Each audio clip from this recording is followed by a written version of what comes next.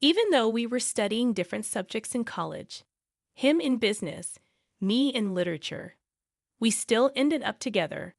I noticed him when he asked a tough question in class, and afterwards, we both ended up at the same coffee shop. It felt like fate brought us together. We talked about everything, from our college lives to our childhood memories. He mentioned his strict religious upbringing, while I mentioned my parents' more open-minded approach. Even though we seemed really different, we had a strong connection. We started spending a lot of time together, studying and exploring the city on weekends. After about 2 years, we decided to move in together. It made sense practically, since our apartments were far from campus, and we were already spending all our time together. But when Michael told his parents about our decision, they weren't happy. They believed it was wrong to live together before marriage. We tried to explain our reasons, but they couldn't accept it. Despite their disapproval, we moved in together and found a nice place near campus. Our relationship grew stronger as time passed, but the tension with his parents was always there, like a sad song playing in the background. One evening, as we were settling into our new life together, Mrs. Davis knocked on our door, holding a pie. She said she wanted to check on us and looked around critically. I tried to be polite, saying we were doing great. She sat down and mentioned if our situation was temporary, expecting us to get married soon. Michael awkwardly told her we hadn't decided yet. As time passed, the pressure from Michael's parents started to affect us. Our carefree dates and movie nights began to feel overshadowed by the expectation of marriage. One evening, while cooking dinner together, Michael brought up the idea of having a wedding to appease his parents. I was surprised and asked if he was proposing, but he explained it was more about his parents' wishes. He suggested a ceremony without the legal paperwork, just to satisfy them. It wasn't the romantic proposal I had hoped for, but I agreed on one condition. We do it our way, small and intimate. We spent the next few weeks planning. We chose a beautiful outdoor venue, invited close friends and family, and planned a heartfelt ceremony. When we told his parents, they were surprisingly calm. Mrs. Davis raised an eyebrow at the unconventional outdoor wedding, but they accepted it. But if it means you two are taking the next step, I suppose we can support it, Mr. Davis added. As long as you're committed to each other, that's what matters. The day of the wedding was beautiful. I wore a simple white dress, and Michael looked handsome in his suit. Our friends cheered, and even Michael's parents seemed genuinely happy. During the reception, Mrs. Davis pulled me aside. "Lizzie, I want to apologize," she began softly. "I know we've been hard on you two, but seeing you together today, I realized that love is what truly matters." Touched by her words, I thanked her. The day ended on a high note, with everyone dancing and celebrating our love. It felt like we had finally won Michael's parents over, and I hoped it would be a fresh start for us. But as days passed, their daily visits became more frequent. They dropped by unannounced, often with unsolicited advice or thinly veiled criticisms. It was as if the wedding had given them a free pass to interfere in our lives. One evening, as Michael and I were relaxing after a long day, there was a knock at the door. Opening it, I found Mrs. Davis holding a casserole dish. "Just thought I'd drop off some dinner," she said with a smile that didn't quite reach her eyes. "Thanks," I replied, taking the dish, "but you know you don't have to do this." She waved a hand dismissively. "It's no trouble. I just thought, since you're always so busy, you might not have time to cook." Sensing the underlying judgment, I forced a smile. "We manage, but thanks anyway." As days like these became more frequent, with Mrs. Davis popping by without notice, giving unwanted advice and criticizing our decisions, it became clear they no longer respected boundaries. One evening, after a particularly trying visit, Michael and I sat down for a heart-to-heart. "Michael, this has to stop," I began, my voice trembling with frustration. "I can't live like this, feeling like I'm constantly being judged in my own home." He ran his fingers through his hair, looking equally stressed. "I know, Lizzie. It's just, they're my parents. I don't know how to tell them to back off without hurting their feelings, he replied. But what about our feelings, our peace of mind? We can't keep sacrificing that for them, I continued. A week later, we invited them over for dinner, deciding to address the issue head on. The evening started off pleasantly enough. We chatted about work, friends, and the latest news. But as the main course was served, I took a deep breath and dove in. Mrs. Davis, Mr. Davis, we invited you over because there's something we need to discuss. I began, trying to keep my voice steady. Mr. Davis looked up, his fork pausing midair. What's the matter? I exchanged a glance with Michael, who nodded in encouragement. It's about the frequent visits and, well, the constant input on our lives, I explained. Mrs. Davis looked taken aback. We're just trying to help, she interjected. Michael took over. Mom, Dad, we appreciate that you care, but it's becoming overwhelming. We need some space to live our lives, make our mistakes, and grow together. Tears formed in Mrs. Davis's eyes. After all we've done for you, this is how you repay us. Mr. Davis added sternly. It's not about appreciation. It's about respect. Respecting our boundaries and our choices, I countered. The room grew silent, the tension palpable. Mrs. Davis dabbed at her eyes with a napkin, her shoulders shaking. We just wanted to be part of your lives. I never thought it had come to this, she admitted. Michael looked torn, his loyalty divided, but he held firm. Mom, we love you, but this is our life. We need you to understand that. The evening ended with Mrs. Davis in tears, Mr. Davis looking disappointed, and an unspoken agreement that things had to change. As they left, I felt a mix of relief and dread, wondering what the future held for our relationships. Days after the confrontation, the house felt unusually quiet. The constant visits had stopped, but the silence was both a relief and a curse. Every time the doorbell rang or there was a knock, my heart would race, expecting it to be Michael's parents, but it never was. One evening, as Michael and I sat on our couch, he broached the topic. Lizzie, do you think we were too harsh? I mean, they're my parents. Maybe we overreacted. I took his hand, feeling its warmth. Michael, it's not about being harsh. It's about setting boundaries. We did what we had to do. I reassured him.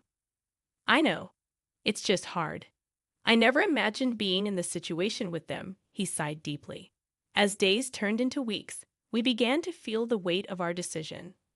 There were no more surprise visits, but there were also no calls or messages. It was as if we had cut ties completely. During this period, I often found solace in browsing property listings online. One day, as I was scrolling through, a beautiful house in a neighboring town caught my eye. It had a large garden, a spacious living area, and most importantly, it was far away from our current life. Michael, come look at this, I called out. He joined me, peering at the screen. Wow, it's beautiful. But why are you looking at houses? He asked, surprised. I hesitated, choosing my words carefully. I was thinking maybe it's time for a fresh start. Somewhere new where we can create our own memories away from all this drama. He looked surprised. You mean move? Leave everything behind? I nodded. It's drastic, I know. But maybe it's what we need. We discussed it at length, weighing the pros and cons. The idea of starting anew was enticing but also terrifying. Yet the more we talked, the more it felt right. A few weeks later, we visited the house. It was even more beautiful in person, and the neighborhood seemed perfect. After much consideration, I decided to use the money I had inherited from my grandmother to buy it. The day we signed the papers, I felt a mix of emotions, excitement for the new beginning, but also sadness for what we were leaving behind. The move went smoothly, and soon we were settling into our new home. It felt like a dream. The peace and quiet were just what we needed. One evening, as we were enjoying a quiet dinner in our new dining room, Michael said, Lizzie, I think this was the best decision we ever made. I smiled, feeling content. I think so too. The first few months in our new home were like a dream. The mornings were quiet, filled with the chirping of birds, and the evenings brought a calm, tranquil energy. Michael and I fell into a comfortable routine, enjoying the privacy and peace that our new surroundings provided.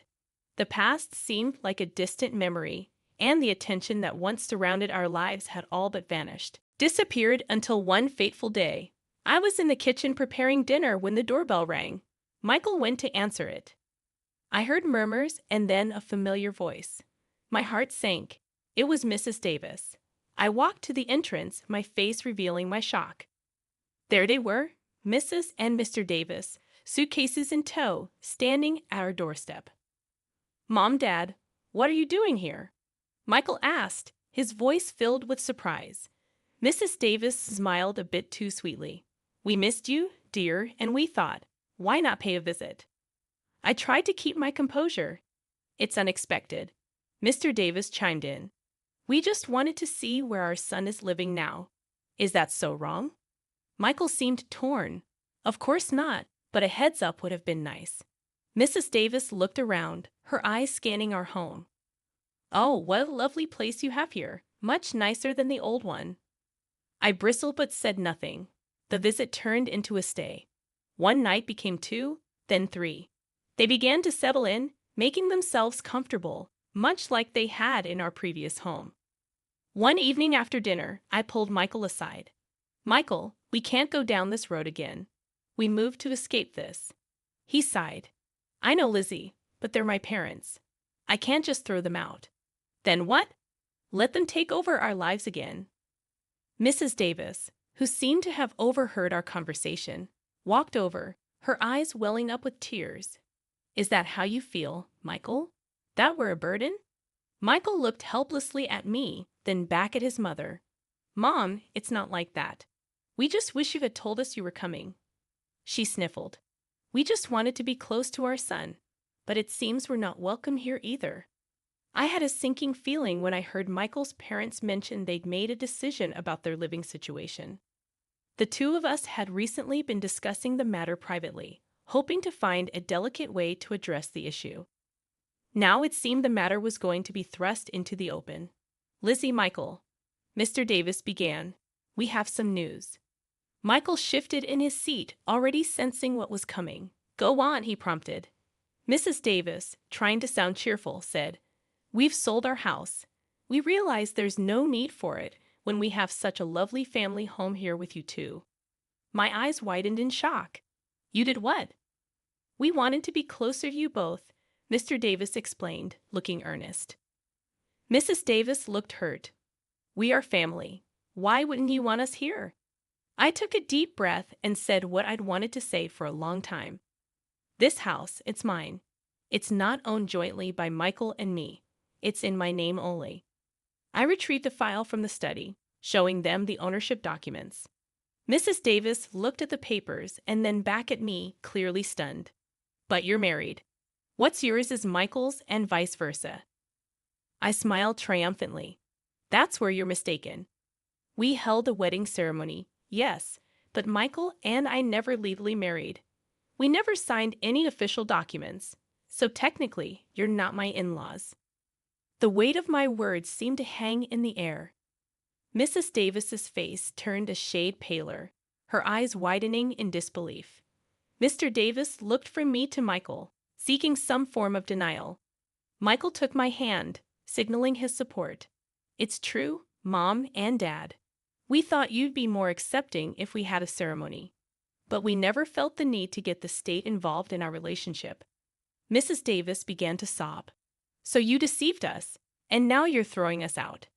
The room was heavy with tension after the bombshells were dropped. Michael's parents were clearly taken aback, but it wasn't long before the shock turned into outrage. "So you tricked everyone with a sham wedding, and you think that makes everything all right?" Mrs. Davis's voice had a hint of venom. Michael sighed. "It wasn't about tricking anyone. It was about the way we wanted to live our lives. The ceremony was for us and those who wanted to celebrate our love." Mrs. Davis's face turned a shade redder. "You dare defy the sanctity of marriage, live together in sin, and then mock us with a fake wedding? I've had enough," Mr. Davis declared, standing up. "Suddenly, you, young lady, are nothing but a sinner and a witch, trying to pull my son away from his family, his values. I was taken aback by the fierceness of their reaction, but I wouldn't let them intimidate me. I have not taken Michael from anyone. He's made his own choices, and it's high time you respect them. Mrs. Davis' eyes were filled with tears, but her voice was stern. Michael, come home with us. Leave this woman. She's done nothing but pull you into her web of deceit. Michael, ever the calm in the storm, replied, Mom, Dad, I love you both, but my place is here with her. She's been nothing but kind and understanding, even when you both haven't been. You can't just demand I leave her. You're choosing her over us. Mr. Davis's voice was a mix of anger and disbelief. I'm choosing to live my life on my terms, Michael asserted. The room went silent for what felt like an eternity. The air was thick, every breath heavy. Mrs. Davis's face was a mask of hurt and betrayal. Very well, she said, her voice cold. But remember this. You're turning your back on your family, on your faith, all for her. I'm not turning my back on anyone, Michael said. I just wish you'd see that. Mrs. Davis's eyes were hard, her voice bitter. Let us go, she said to her husband, not giving either of us another glance. And with that, they left, leaving behind a wake of hurt, confusion, and uncertainty. I looked at Michael, his face a mirror of my own feelings. We both knew that things had changed irrevocably, and there was no going back. A few days after the confrontation, as I was heading back from work, my neighbor, Mrs. Carlson, called out to me.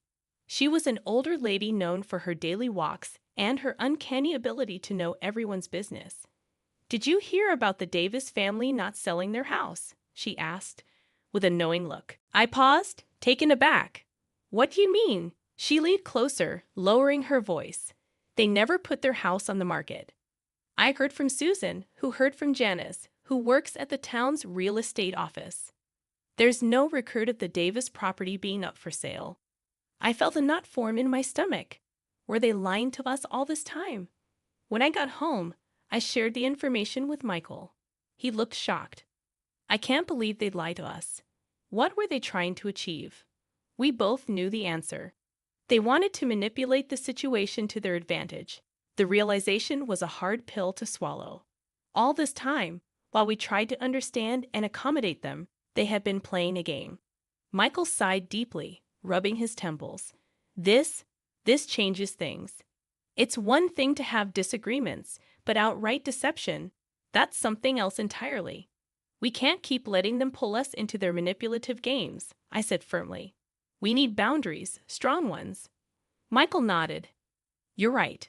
We can't continue like this. It's unhealthy for us and for our relationship. The next day, he went over to his parents' house. He needed to confront them, get some answers. When he returned, his face was a mix of anger and sadness. They admitted it, he began, his voice heavy. They thought that if they moved in with us, we'd be a proper family again. They felt threatened by our independence. We sat down, discussing our next steps. It was clear that for our own sanity and the health of our relationship, we needed distance from them. We need a break, Michael declared. Some time away from all this drama and manipulation. I agreed. It's the best decision for us right now. That evening, we sent a message to his parents informing them of our decision. The reply was filled with anger and accusations, but we remained firm. We needed this for ourselves and for our future. The next few weeks were quiet. We focused on each other, rebuilding the trust and closeness that had been strained over the past months. One evening, as we sat on our porch looking at the stars, Michael turned to me. Thank you, he whispered, for standing by me, for fighting for us. I smiled, squeezing his hand. Always. The journey had been long and fraught with challenges, but it was a poignant reminder of the importance of boundaries, honesty, and mutual respect in any relationship. As the night deepened, we looked towards the future, hoping for peace and understanding.